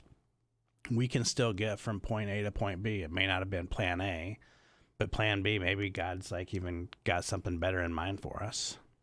Well, I thought of this the other day. I saw a grown man, and I don't know what that means, but he wasn't your age. He was more like my age. Mm-hmm. And I'm sure there's a new name for them, but he was riding a moped north on 144th up by, Q. That's a busy place. Yeah. With the big orange fiberglass whip on it so we could see him. And he had one of those reflective coats on. Huh. What do you think that guy spends for a month on gas? A lot less than either of us, I'm guessing. Yeah. And insurance. Yeah. Okay, so he gets a little wet on a rainy day. Uh-huh. He wears a raincoat. Why aren't we doing that? What is wrong with us? I mean, the other day it was $70 to fill my 16-gallon tank. Yeah. And I get pretty good mileage. All right, my guest today is Craig Finestad, and he is Norwegian, surprise. And his church is Water's Edge at 9 a.m. and 10:30 on Sunday morning. And we're kind of talking about some of the topics that are going on right now. Again, try not to get political, although my mind does go there, I have to admit. And how we're dealing with them, and how Jesus needs for us to put him in the middle of these things. Did you hear my tone change? It got soft and warm. I did that on purpose. We need to bring Jesus into some of these things to figure some of these things out. All right, when we come back, the next one I want to talk about is gas prices. Because if you're in the know, or you study, or you listen, or if you don't care, you don't care, that's fine. But there's no reason for gas prices to be this high right now. So why are they? And what can we do as Christians to keep calm? We can't do anything about them. That would be just a way overcomer concept. But what can we do with our relationship with Jesus to help our neighbor deal with these type of things we're going on in our society? We've talked about the baby formula shortage. We talked for a minute around the Ukraine situation and what's happening there. Next, when we come back, gas prices. Because every single person on the face of this earth, or almost every single person on the face of this earth, is somehow affected by gas prices. And how can we as Christians and our relationship with Jesus seem to lessen the stress in our society today? I'm Mac McKoy. This is the Talk of the Heartland on AM 660 and FM 106.7. It's KCRO.com. Monday on Truth for Life, Alistair Begg looks at the dangers a church faces when it disobeys Jesus. Many of us have lived long enough now to see once vibrant congregations descend into darkness and complete ineffectiveness, and in some cases, actually to close their doors forever. Learn how to restore a failing church when you join us Monday on Truth for Life with Alistair Begg. Truth for Life with Alistair Begg. Weekday mornings at 8 on KCRO, 660 AM in Omaha and 106.7 FM in Lincoln. Prairie Gate Senior Living Community in Council Bluffs is hiring. If you like to serve others, would value working within a nonprofit, faith-based organization, and want opportunities to grow in a meaningful career, contact Prairie Gate today. Hiring individuals who value and support our culture is as important to us as hiring people who have specific skills. We provide on-site training, free meals during shifts, free gym access, and many other benefits. Most importantly, working with a great team and amazing residents. Learn more or apply today at presshomes.org. That's PRES homes.org.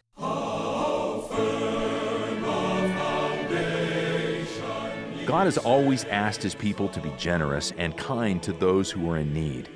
Don't harden your heart or shut your hand, the text says. Well, this week on our trip through Deuteronomy with Dr. McGee, we learn more valuable insights on helping the poor and managing wealth. So join us as we make our way through the Bible. Through the Bible, weekday mornings at 6:30 and 10:30 on KCRO, the Heartland's Christian voice. Now your forecast for KCRO for Omaha, Council Bluffs, and Lincoln. Clear skies and quiet tonight with a low of 54. South winds 5 to 10 miles per hour.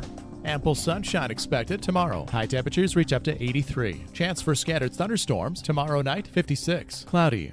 Low 70s Sunday with a chance for scattered storms. Upper 70s, clear skies Monday. I'm weatherology meteorologist Paul Trombley on KCRO. Right now, 81. The Heartland's Christian voice, KCRO.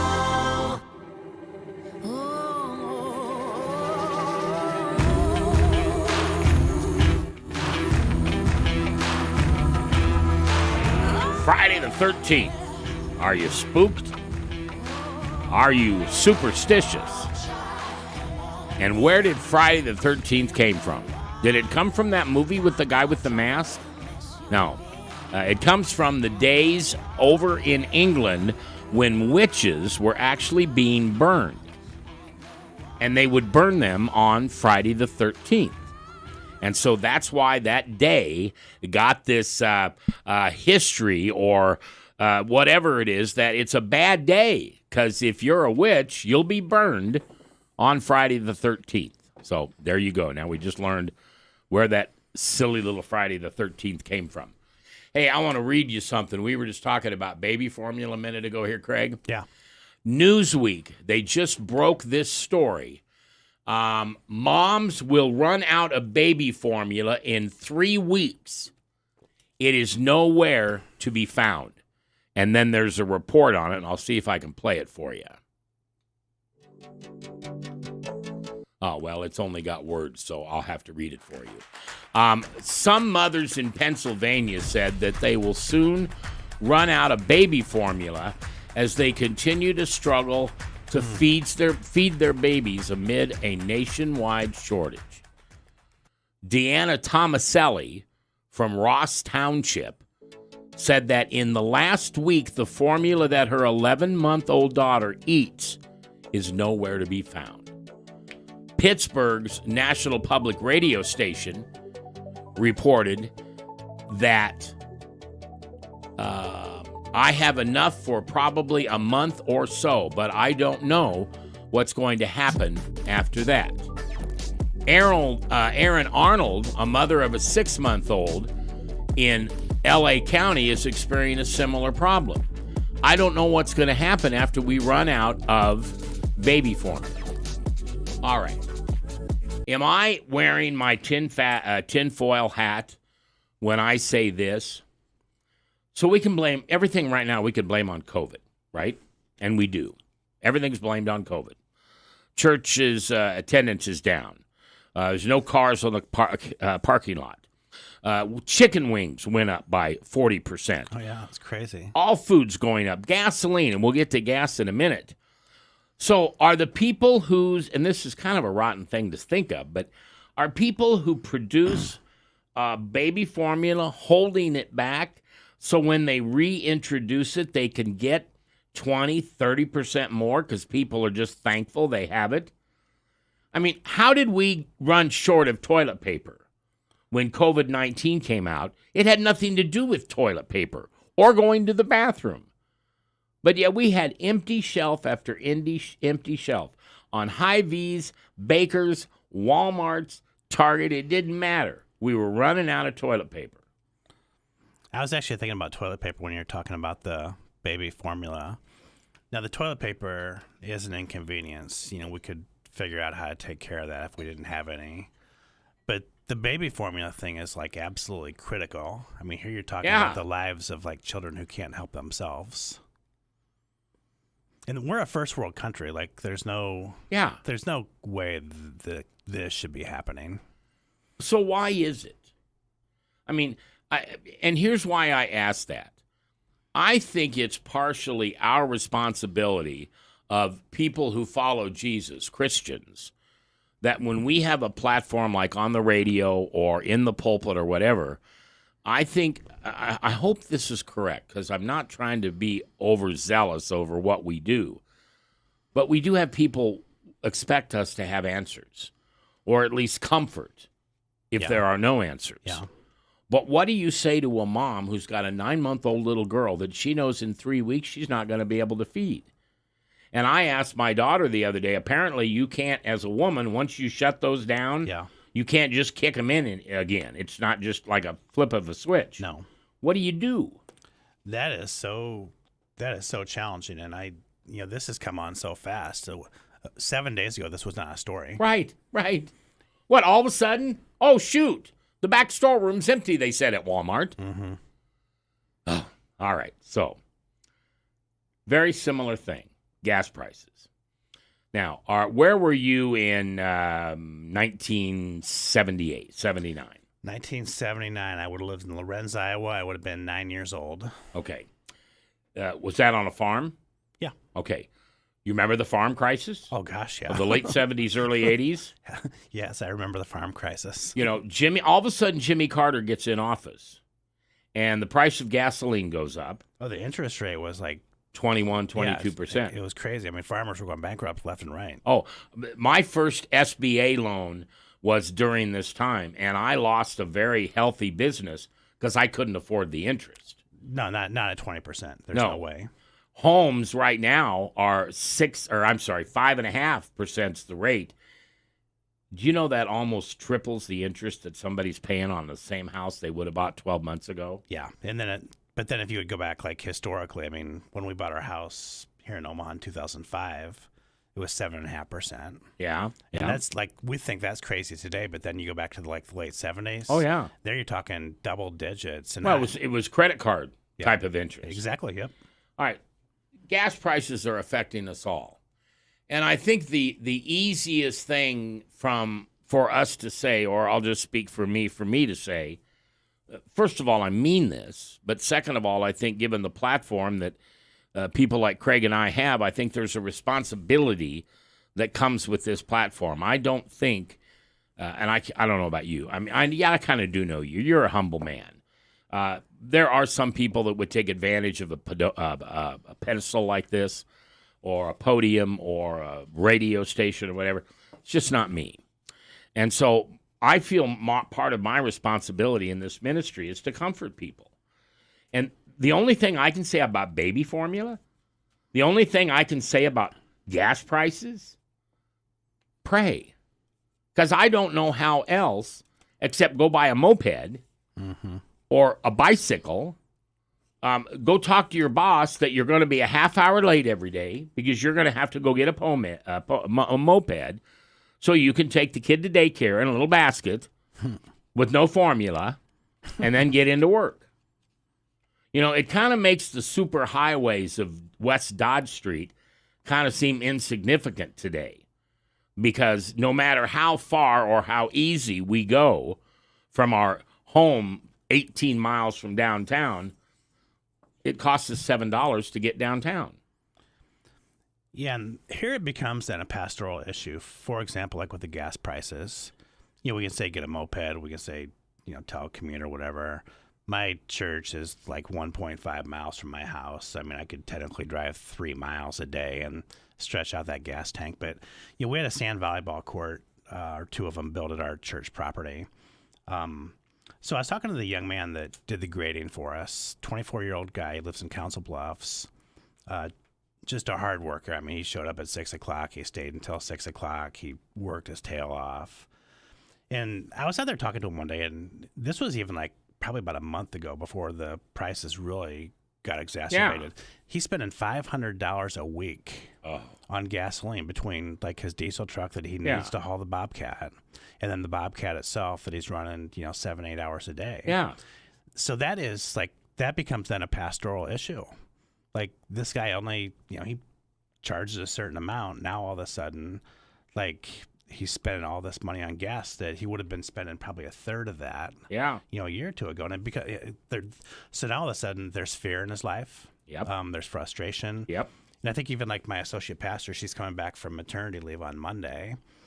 She just had a baby 8 weeks or probably 10 weeks or so ago now. Like this is a real issue for her with I haven't talked baby to her. formula. I haven't talked to her about this specific issue. I don't know. Maybe she is still feeding, but like every person that's given, I mean, so it's a pastoral issue. Like the issue here is fear.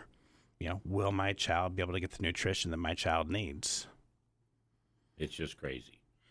And it used to be, by the way, my guest is Craig Finnestad. He is the pastor at Water's Edge in Gretna. 9 a.m. on Sundays and 10:30 a.m. are the services. You know, gas prices traditionally would come on when the price of imported oil would go up. Yeah. $100 a barrel was kind of that mark. That once it got to $100 a barrel, we should just kind of say, okay, nothing we can control about it, da-da-da-da-da. It's below $100. It got up to 140, maybe 130 something, but now it's down. But yet we're gaining 20 cents, 30 cents a week. Is that because somebody's trying to jab us and take advantage of, oh, well, it's because of COVID? I mean, so many people are telling us that the reason this is happening, the reason that is happening, well, it all goes back to COVID. Yeah, there'll have to be a day when we have to stop blaming stuff on COVID. Yeah, we have to take responsibility for our own actions. Yeah. All right. Well, I want to thank you for coming in today. I appreciate it. I think this was a great show.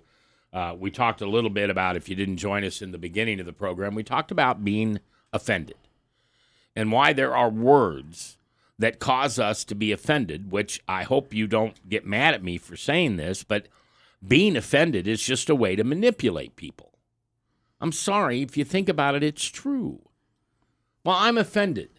Well, what do you say to somebody that says that to you? Oh, I'm sorry. Let's change the subject. We don't need to talk about it anymore. And we talked about words, that one spelling of the word one spelling of the word is bad and you get your mouth washed out with soap, and the other spelling of the same word is okay. Jesus didn't act that way. And maybe that's what we need to take home tonight on this Friday. Got to be more like Jesus. Maybe those are the 3 words we all need to learn. More like Jesus. Well, congratulations on having your associate pastor back. Yeah, because she comes back Monday. We're excited about that. I bet you that she's going to breastfeed longer. You know? I mean, wouldn't you? I don't think she has a choice. I mean, I don't think anybody has a choice at this point. I mean, I think the issue is like for, there's some biology behind this, and once you stop, like, you don't start after you've Right. stopped for a while. Right. So why would you stop? Yeah. All right. Well, we appreciate you being here, Craig. Thank you very much. My pleasure. Thanks for having me. I'll be back again on Monday, and then as I have explained to you a couple times this week, I'm having some surgery that's going to take me out of the ball game for a while, and I'll be home. I had my surgery early Tuesday morning, and right now I've got myself checked out for the week, and I hope to be back the Monday after that. But it's the first of a couple surgeries that I have to have, so just pray for me. I'm not really worried about it. I'm probably more worried just that I'm at a different age than I was. And this is a funny thing to say. I'm at a different age than I was 20 years ago. Are you older than you were 20 I years ago? am. I can't believe how that happens. But don't worry about me. Just say a prayer. That's fine. Say a prayer for the doctors. I don't need prayers. The doctor needs prayers. The nurses need prayers. Talking about COVID. Everything is different, and yet we expect the same level of health care. I know that I am for this surgery, and I'm not special at all. So let's pray for our nurses and pray for the Carries out there in the world and those people that take care of us in the gowns and the masks and the gloves and everything that it takes for us to be at peace and keep peace in our hearts. And remember, if you really want peace in your heart, then carry Jesus with you. And if you miss me next week and you're looking for me, it's real easy to find me. Just follow Jesus. I'm with him at KCRO. Ann White's marriage was in desperate trouble, but she was terrified to let anyone know. On the next Focus on the Family, Ann talks about how God helped her to break through dysfunctional patterns and finally ask for help.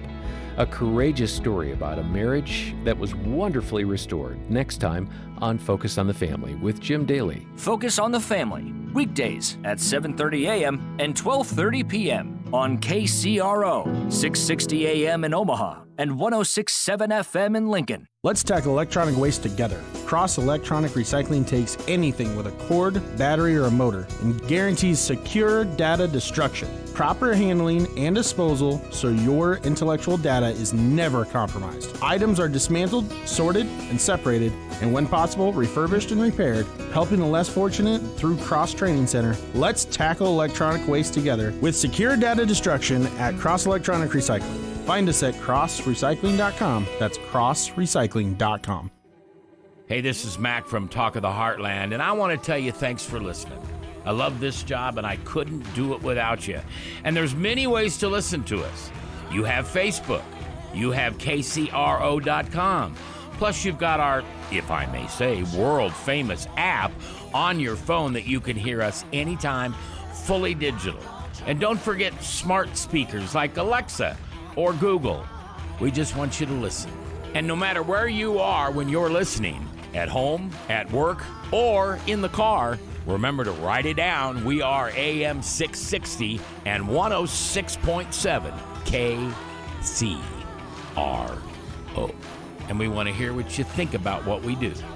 So call me at 1-402-819-2666 or email me, Mac, like macaroni, Mac at KCRO.com. Each week on Living Word Ministries, we share current events and how they match up with Bible prophecy. This coming week, we'll enjoy hearing from our guest speaker, Dr. Mark Christian, who will share world events from his unique, highly connected perspective as a former Egyptian and former Muslim. Please join me, Debbie Blank, Sundays and Mondays at 5:30 p.m. to understand Dr. Christian's experiences and the insights he's acquired by working with national Christian leaders.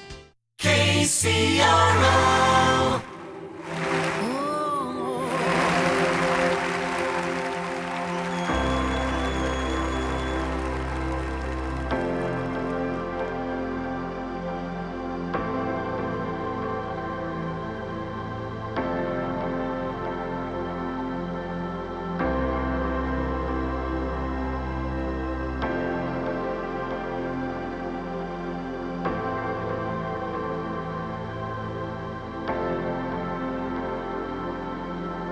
There's no place I would rather be.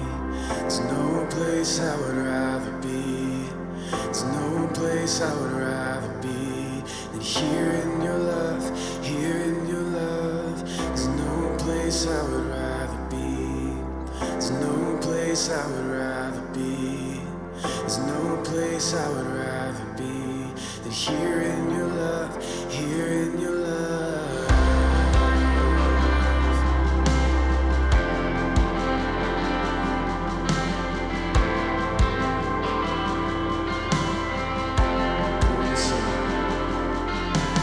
There's no place I would rather be. There's no place I would rather be. There's no place I would rather be than here in your love, here in your love. There's no place I would rather be. There's no place I would rather be. There's no place I would rather be than here in your love, here in your love. Set a fire down in my soul that I can't contain, that I can't control. I want more of you, God. I want more of you, God. Set a fire down in my soul that I can't contain, that I can't control. I want more of you, God. I want more of you, God. Set a fire down in my soul that I can't contain, that I can't control. I want more of you, God. I want more of you, God. Set a fire down in my soul that I can't contain, that I can't control. I want more of you, God. I want more of you, God. We want more of you, Jesus.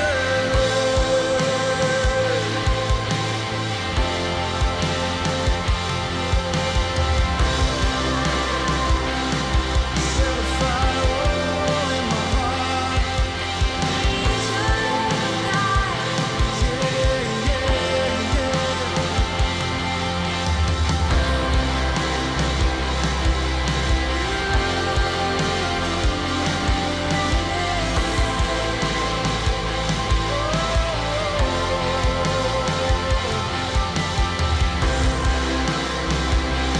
Come and set a fire in our hearts, yeah. Come on, lift it up. Set a fire down in my soul that I can't contain, that I can't control. I want more of you, God. I want more of you, God. Set a fire down in my soul that I can't contain, that I can't control. I want more of you, God. So, come on, sing it. So set a fire down in my soul that I can't contain, that I can't control. I want more of you, God. I want more of you, God. Set a fire down in my soul that I can't contain, that I can't control. I want more of you, God. I want more of you.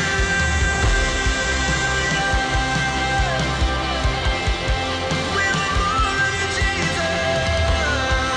Yeah. It's a cry of my heart, yeah. Would you burn, would you burn, would you burn?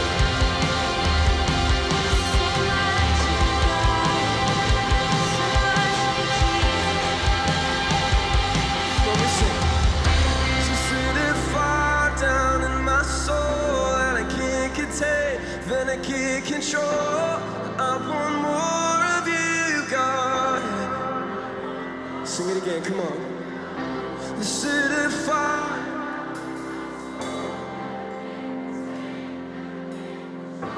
'Cause I want more.